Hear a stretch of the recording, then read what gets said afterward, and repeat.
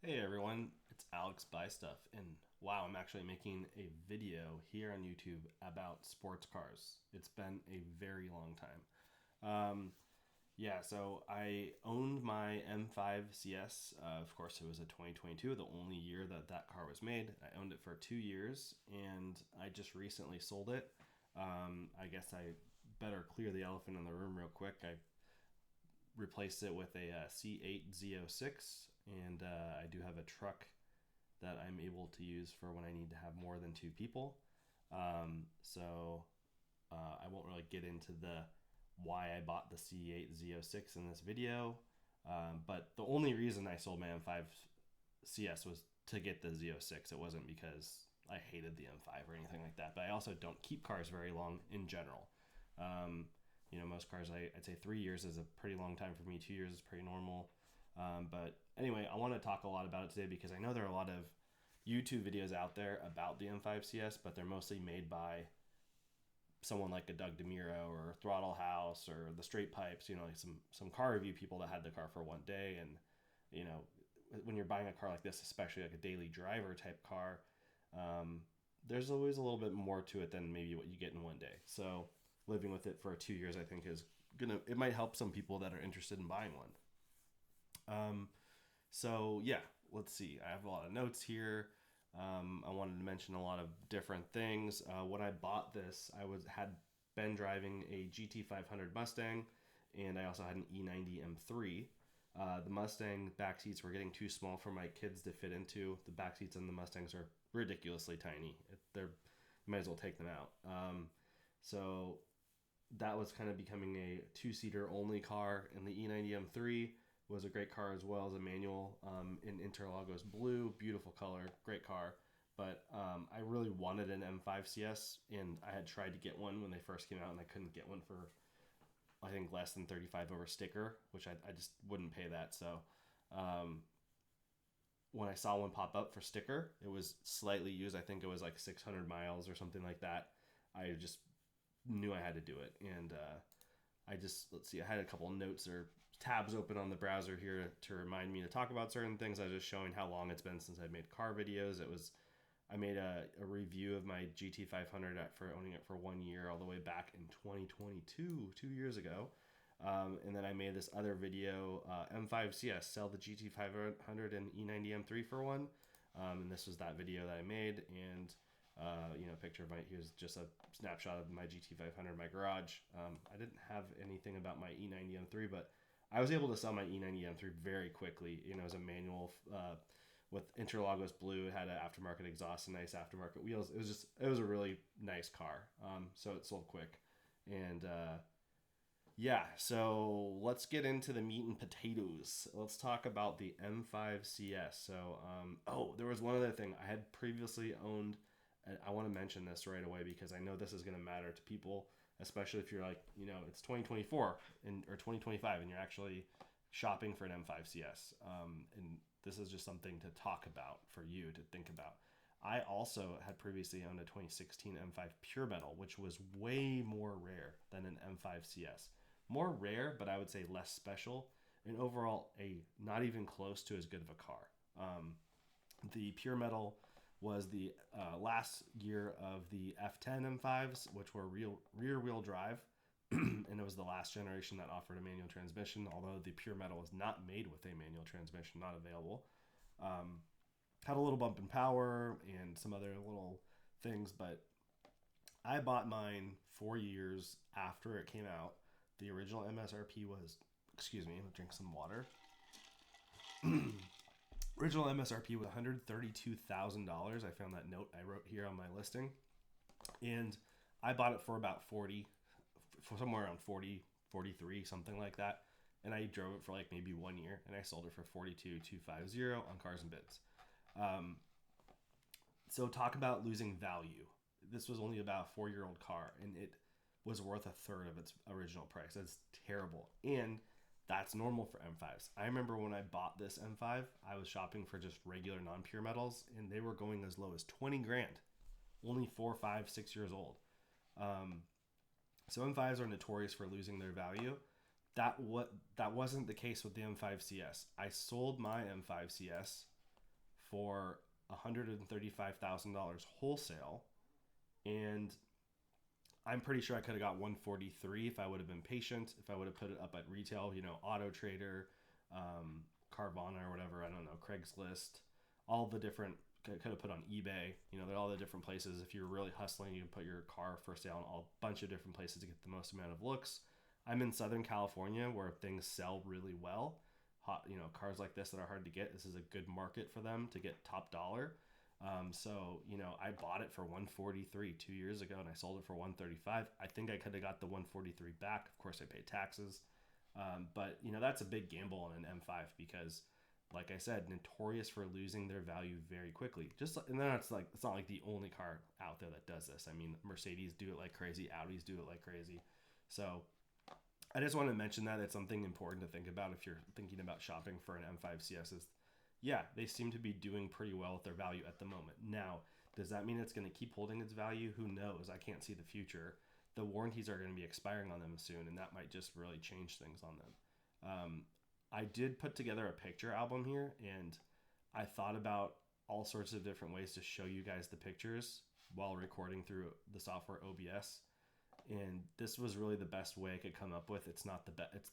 It's the best way for me to do it right now. It's not the best way in general. So I apologize if it's not great. I apologize if the pictures suck. They're just what I took when I was going to put it up on Craigslist one day. So I don't have the car anymore, of course, and this is all I have. But yeah, so I don't have like a slideshow. I'm just using Imgur, and I can just zoom in on each picture. And I'm just going to be chatting about stuff and probably zooming in. And they're not in order anymore either, which is kind of annoying. So I'll stop talking about that. You'll just let you guys see. And then, yeah, while I'm looking here, what were my miles in this car? I had 8,364 miles. So, yeah, not too many miles on it. All right, so let's see. I want to make sure I covered everything I want to talk about before I move on here, because I got my little notes on the side here. Yeah, why did I buy the M5 CS? I mentioned a few things about selling the GT500, but one of the big reasons why I wanted it so bad was literally how it looks. I mean, it is just the most badass looking sedan, and just not even sedan, just a car. It has such a big presence to it. It means business. I don't know. I mean, you just look at it. It's very unique. It's aggressive. It's also elegant in a way. It's a business car, professional, but also aggressive at the same time. It kind of screams a bunch of different things at once, but that's what, the first time I saw it on, I think it was a YouTube video. I don't remember which video it was back then, but I was just like, wow, I really want that car. Okay, so let's see. Things that I liked about the M5 CS. I already kind of mentioned the look, the whole look. Everything that is a cosmetic, your eyes are looking at something, pretty much they nailed. BMW did a great job. So the paint, that you get these special matte colors.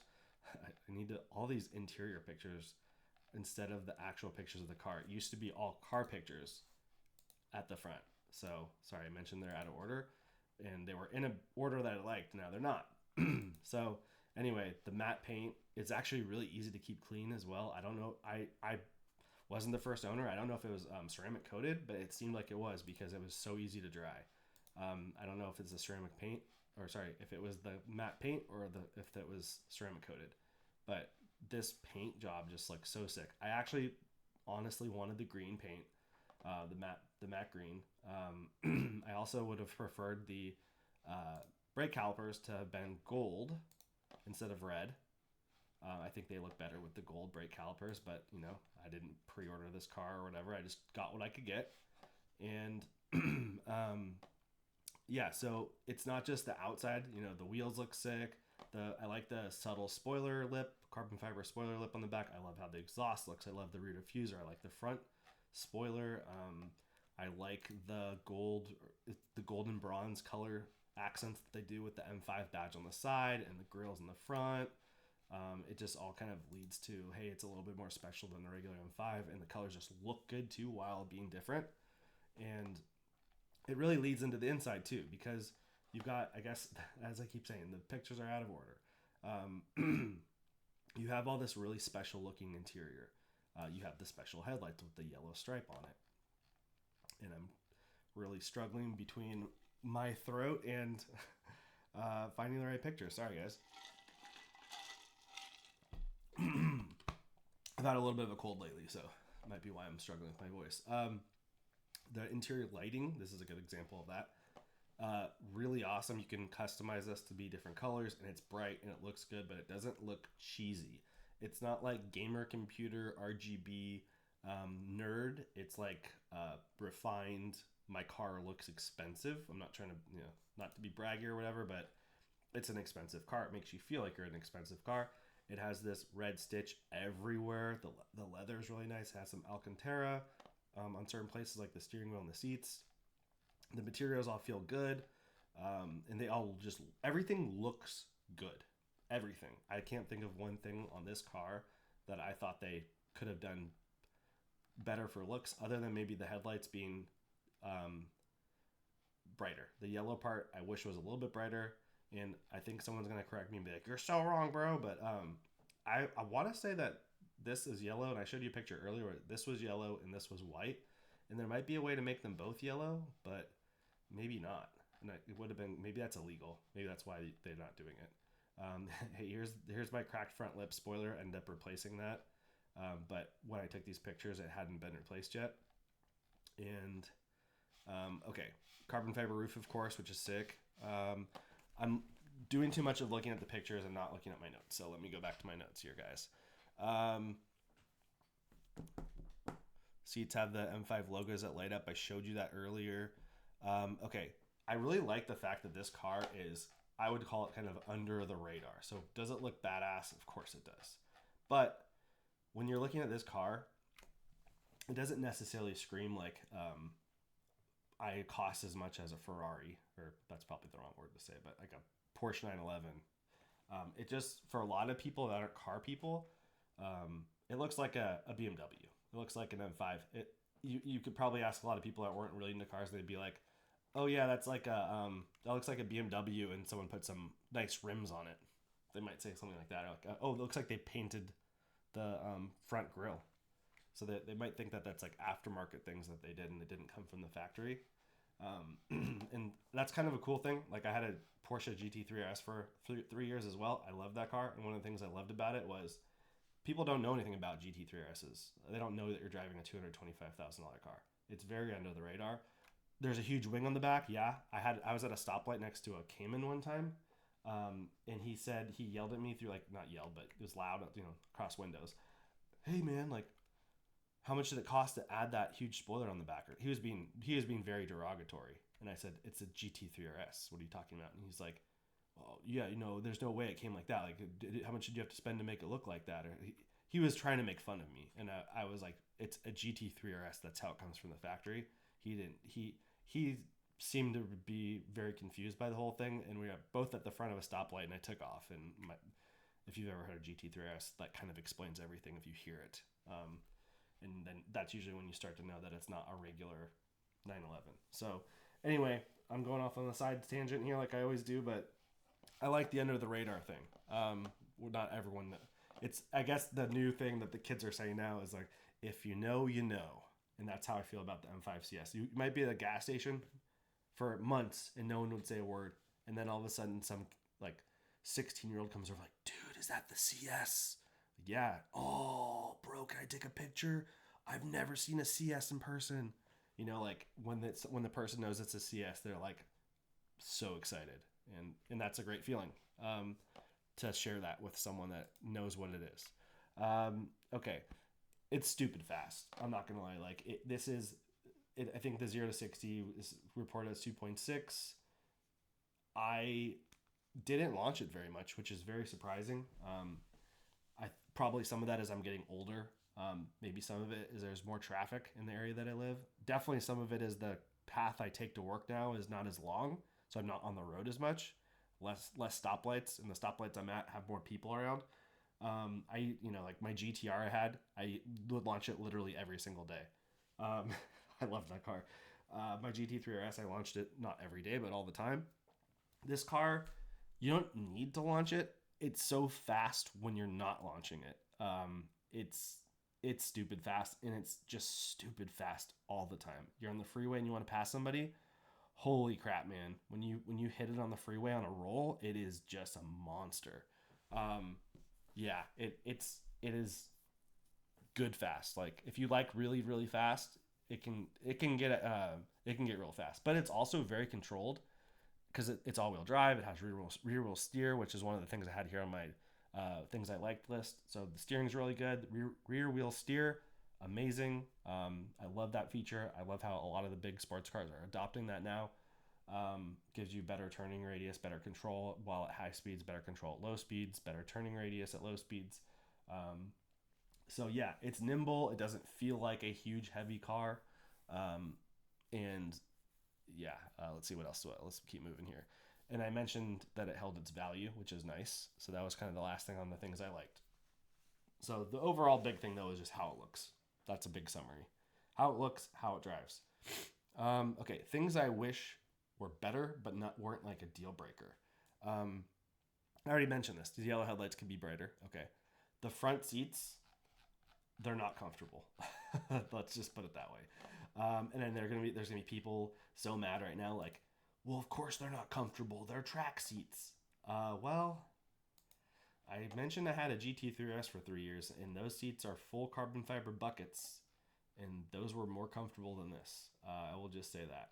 This little carbon fiber plasticky thing they put in the middle, no, just no. You got to get rid of that thing. It's stupid.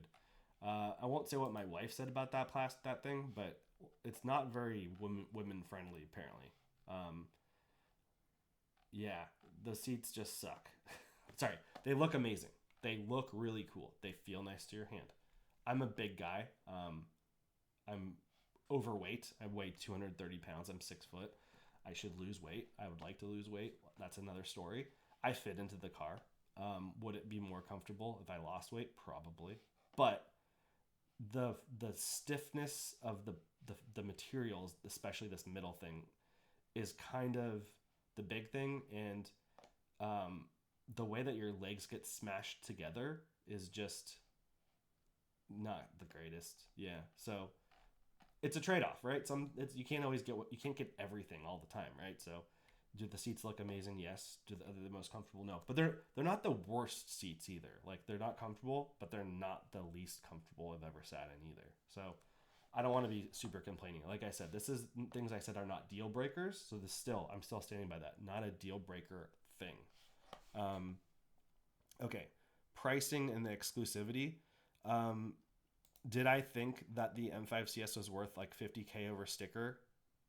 50,000 more than the regular M5 when I bought it, because I did test drive a regular M5 and I drove the M5 competition, and then I drove the M5 CS, and at the time it wasn't even close. The M5 CS was so much better, and I can't explain it in numbers. Just feels, it just felt like it was worth every penny.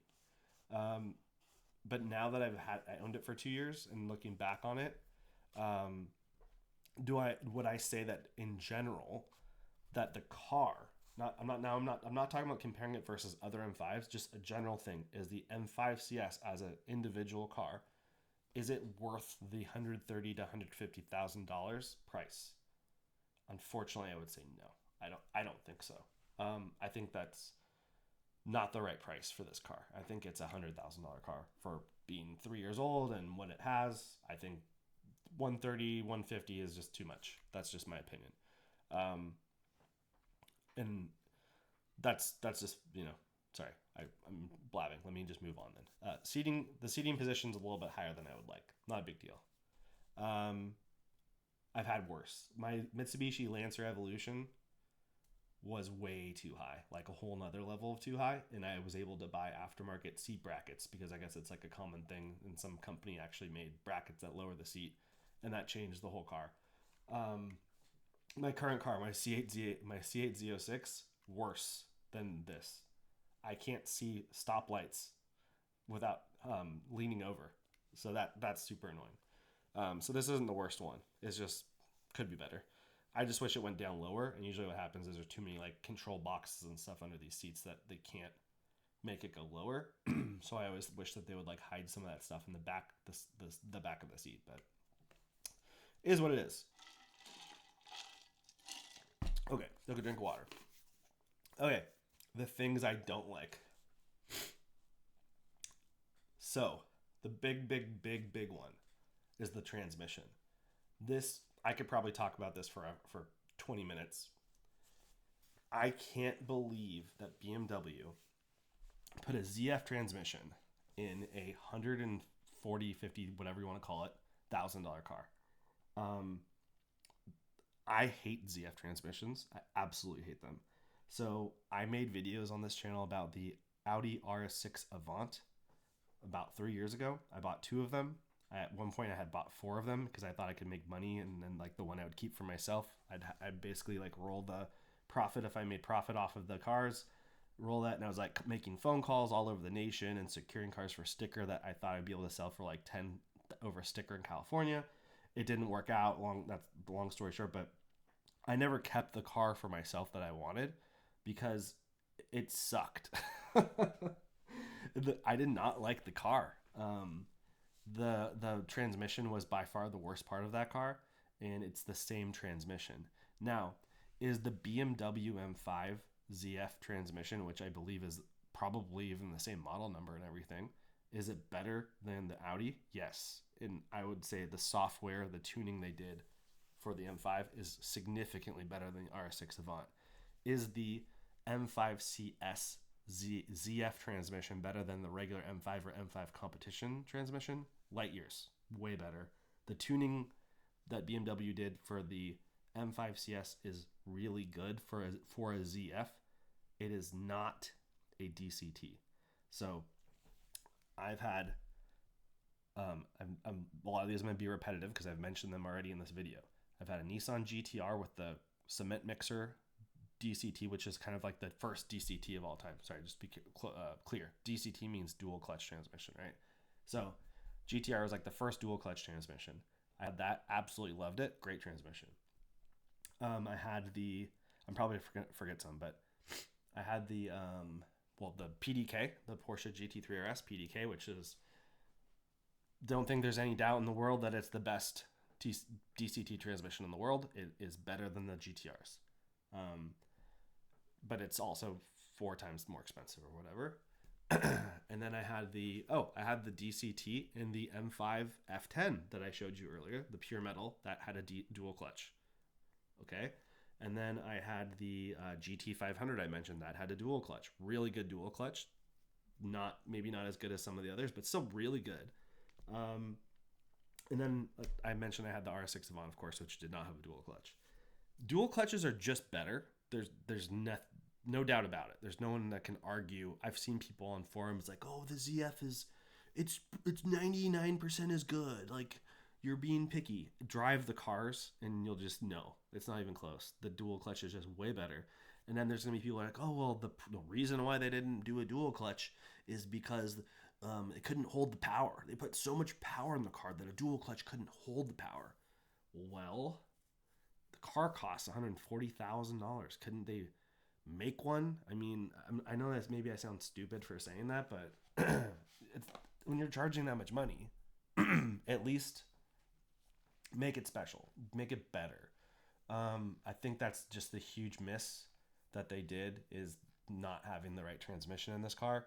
And I know that, yeah, it's a twin turbo V8 and it has a lot of torque and all this stuff. And there are other cars out there that are making more power and they're using a dual clutch. The GT500 is a perfect example. It makes more power than this car. Why can't they just go? I think it's a Tremec dual clutch transmission. I could be wrong. Don't quote me on that. But why not just do why can't you do what Ford does for a $70,000 car? It just really frustrates me. I think they're cheaping out, honestly. I think that some of the CS stuff, I think they're like, let's just put a CS logo here. We'll put these seats in, put a CS logo there, CS logo there. We're going to put a carbon fiber roof. We're going to do carbon fiber this, carbon fiber, red, CS, and we'll charge 50 grand. And we'll see if the suckers line up. I sound really negative because this is, as I mentioned, I could talk about this for a long time. The transmission sucks. It's one of the things when I got rid of the car, I was so happy for it to be gone. Oh, the other dual clutch transmission I haven't forgot. My C8 Z06. Amazing. Great transmission. Okay, I'll stop whining. I'm sure I'm going to be triggering people that are like, I want to buy this car now. You're making me not want to buy it. They're going to be mad at me. Okay, the whole lightweight thing. So I think they really are trying to do like a Porsche GT3R, not GT3, but just RS thing. Because there's GT4 RS, there's GT2 RS. The RS just usually means they like take a bunch of weight out of the car, like the door handles are little canvas straps, and they do all these things that are ridiculous to lower the weight, right? The problem is that those cars are all like coupes. Those are two-seaters. Those are real track monsters. This is a four-door, four-seat car. So who's this car for? Well, this car's for like a person that probably two different people I could think of. Maybe someone will be like, you forgot about this guy. Probably a dad is the first one. It's like, oh, you got kids, you got to take them to school, you got to take them to soccer practice. And then theoretically, you also want to go to the track because this is a track monster. I'm doing quotes. Track monster. So you can take the kids and then go to the track, right? So, okay. And then the other person might be like, oh, I'm a real estate agent or something. I'm driving people around in my car. And then I also go to the track. But those people that are doing these dual things, do they really need to lose? If you said, hey, you could have cooled seats, but it's going to weigh 2 more pounds. And your lap time's going to be 0.00003 less. What do you think? Of course, they're going to take the cooled seats. If the sound system is going to be half as good as the sound system you could have, but it's going to weigh 2 more pounds. Of course, they're going to want the better sound system. So I just think that this is the wrong car to do the lightweight thing too. Sure, do the carbon fiber stuff, like do all that stuff because it's sporty, it looks cool, but put the good sound system in, put cooled seats in, like the things that people want, the livable stuff for a sedan. It's still a sedan, it's still a 4-door. It's not even a 3 Series, it's a 5 Series. It's got the bigger back seat. I could see them doing it to the M3. A little, at least it would make more sense. That's what I'm trying to say. M3 CS makes more sense. M5 CS, it's the big 5-door. Are they going to make a 7 Series CS next? I mean, why don't you make a 7 Series L? Was the LI is like the long one? Why don't you make an LI CS? That'd be funny. Meme it up. Okay, so I'm obviously being negative because this is like things I didn't like. Okay, next thing that I didn't like, the sound. Cold start, when I walked in the dealership, actually I still have a picture of when I walked in the dealership. It's right here on this video. Not there, there. This is the dealership. They cold started it for me inside because I test drove it, and they had to open these like doors right here. It sounded really good inside this building. All the stuff, it all echoed off the walls. It was really loud and beefy and like, what is that, Home Improvement? Like the testosterone grunt Tim Allen from the Tool Time show would do. It's really manly, right? Really beefy. I loved it. And when you cold start it, it does sound really good. But when you're just driving it, even when you put in sport mode and everything, it's just not very loud. I think the distance from where you're sitting to the back is too far. I was trying to look for the back of the car, but there's so many pictures on here. I'm doing such a bad job with the pictures. Scrolling forever. Let's see if I could finally find the back of the car. There. Okay. Exhaust. I think you're just kind of far away, and you've got a trunk between you. You got the back seats, and maybe the insulation's pretty good. So it's just not very aggressive sounding when you're driving. It could be, not all sound comes from the exhaust. It also comes from the engine. The engine's a little bit quiet too. I mean, it has turbos, right? So that's kind of one of the things about having a turboed car versus naturally aspirated or supercharged is you don't get the same sound. So I don't know. I mean, my truck's pretty loud and it's even further away from me, but it is a little bit quiet. And my C8 Z06 is like insanely loud and the engine's right behind my head. So maybe the distance does matter quite a bit. I'm not really sure. You guys can sound off on that, but that was something like over time where at first it didn't really bother me, and then over time I kind of just wanted more sound. Um, okay, I'm almost done, by the way. Cooled seats, I already said that, and better sound system. I kind of mentioned that. So I wish I had better sound system. The sound system was not good at all. It looked like it would be good, if that makes sense. Like the grills they put over the speakers. Let's see if I can find one. This is me scrolling again forever. Oh, here he goes again. Okay, here's interior. Here's interior. Okay, here's the picture. This is a speaker grill. There's one in the middle, I think, too. I think it's like Harman Kardon, and it looks like it's going to be pretty good, but they're just not. They're not good speakers. I mean, I've had a lot of good speakers in different cars, and these are some of the worst I've had. Cooled seats. I mean, I use cooled seats every day on all the cars that have it. You know, I love cooled seats. Who doesn't like cooled seats? Maybe if you live in Alaska, you don't want them, but I live in California. It's nice to have cooled seats. It's a nice creature comfort, especially when you're buying a really expensive car like this. So that's my last complaint. And yeah, I don't have much to say about this, much else, I guess, except that do I regret buying it? Not at all. It was a great experience. My kids really liked being in the back. They thought it was a cool car. They're too little to really understand what's what with cars and what money means. And, for me, buying a car like this is a big deal. It's a very expensive car. It's lots of saving. It's lots of working hard to afford it. It's not just a car. It's like what I'm doing with my life, and that means a lot to me, but I'm kind of glad they don't understand it because they don't realize like how spoiled they are sometimes because they don't know what's what. They're too little to understand. And I don't want them to be spoiled brats, and they're not yet. So hopefully that stays that way. Yeah. So moving on. Oh, you know what? Look, you can see my old Z4M coupe right there in the background. I sold that to one of my employees, and he loves it. He still drives it. I made videos about that many years ago. What a squirrel moment for me. I swear I don't have ADD. Yeah, so moving forward, I have my C8. I have my Raptor R. I'm considering buying another sedan just to not have the C8 or the truck. The truck can be annoying to park sometimes. Like certain situations, not the truck is just not good for certain parking lots because it's so huge, and sometimes the C8 Z06 just either doesn't fit what I need to do or it's too flashy or whatever. So I'm kind of looking at some four-door stuff, and I'll probably make some videos about some more like a basic four-door type of car. But yeah, that's the end of the video. Probably pretty long as usual for me. I'm long-winded, and we'll see you in the next video because I think I've got like a bunch I want to make. I might even make some more tonight and release them just spaced out a little bit. Thank you for listening to me.